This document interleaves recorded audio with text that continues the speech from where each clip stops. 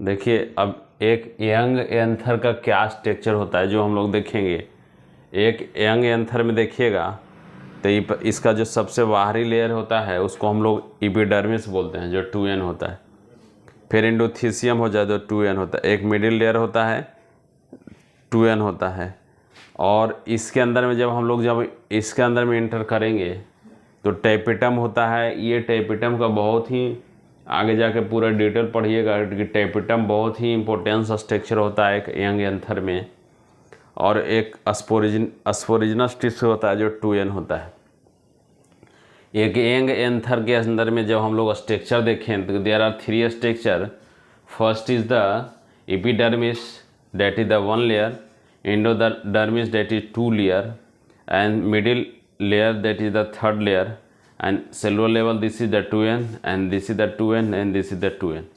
Epidermis एक outer most layer होता है जो कि प्रोटेक्शन का काम करता है यंग एंथर का। अब दूसरा स्ट्रक्चर इसको इंट्रोडर्मिस जो इंडोथीसियम देखेंगे, इनर टू एपिडर्मिस होता है जो सेलुलर थिकनिंग करने का काम करता है।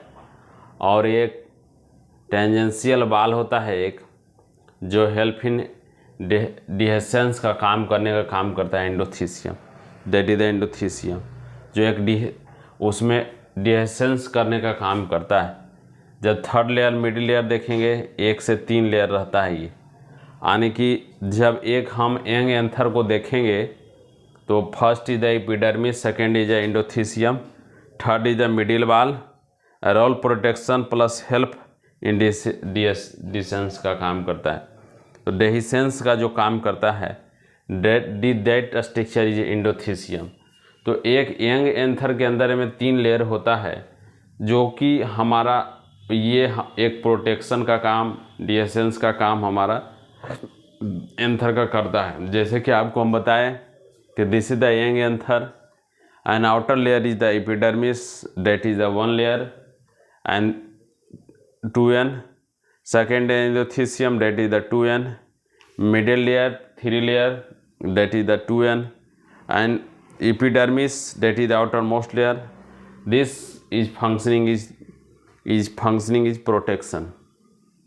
Other endothelium, this is the inner to epidermis cellular thickening, and ये एक टेंजेंशियल बाल होता है जो कि हेल्प इन डिहेसेंस का काम करता है।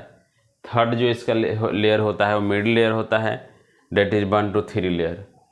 अब हम एक epidermis plus endothecium plus middle layer, ये तीनों मिला के जब 3 इसका जो लेयर आप देख रहे हैं डेट इज द, ये है आपका एपिडर्मिस, एंडोथीसियम, मिडिल लेयर। ये जितना भी स्ट्रक्चर आप देख रहे हैं ये रोल करता है protection as well as help in the dehiscence. यही मेनली इसका काम होता है एक यंग एंथर के अंदर में। जो हमारा एपिडर्मिस है, एंडोथीसियम है, मिडिल लेयर है, साथ के अंदर में इसके अंदर में जो रहता है टैपेटम जो 4 होता है, ये 2n होता है, अस्पोरिजिनस टिश्यू 2n होता है। जो इस टैपेटम का बहुत ही इम्पोर्टेंस काम होता है, जो हमारा पोलन ग्रेन का न्यूट्रिशन देने का काम करता है। और अगर ये टैपेटम ना होता तो हमारा पोलन ग्रेन डेवलप नहीं करता। इसलिए टैपेटम एक बहुत ही न्यूट्रिटिव सब्सटेंस है जो कि हमारा एक पोलन ग्रेन को डेवलपमेंट करवाने में बहुत ही इसका रोल होता है। जो इस टैपेटम का पूरा डिटेल स्ट्रक्चर हम लोग पढ़ेंगे कि एक टैपेटम क्या करता है। इसीलिए जो हम लोग यहाँ पे स्ट्रक्चर देख रहे हैं कि एक यंग एंथर का स्ट्रक्चर होता है, उसमें उसका क्या फंक्शन है, उसका क्या सेलुलर लेवल है। जैसे कि हम लोग यहाँ पे देख रहे हैं कि ये 2n है, ये हमारा जो एपिडर्मिस है वो भी 2n है, एंडोथीसियम है वो भी 2n है, मिडिल लेयर है वो भी 2n है।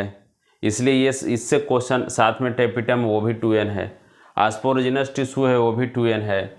क्योंकि इसमें से जो हमारा जो नंबर ऑफ, जब बहुत सारा ऐसा कंडीशन आता है जहाँ से डायरेक्ट आपको क्वेश्चन पूछेगा, नंबर ऑफ एपिडर्मिस, इस टाइप का क्वेश्चन भी रहता है जहाँ पे पूछेगा कि ये डिप्लॉयड है कि हेप्लॉयड है, डिप्लॉयड है ये हेप्लॉयड है।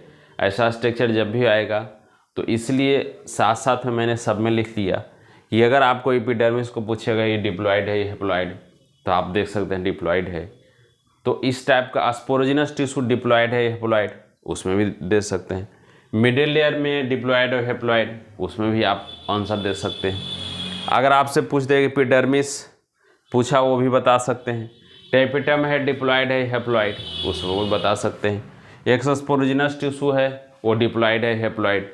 तो इस तरह से जो डिप्लॉयड हेप्लॉयड का भी क्वेश्चन आता है, इसके साथ में आप बना सकते हैं यंग एंथर के स्ट्रक्चर में एपिडर्मिस क्या है, एंडोथीसियम क्या है, मिडिल लेयर क्या है, उसका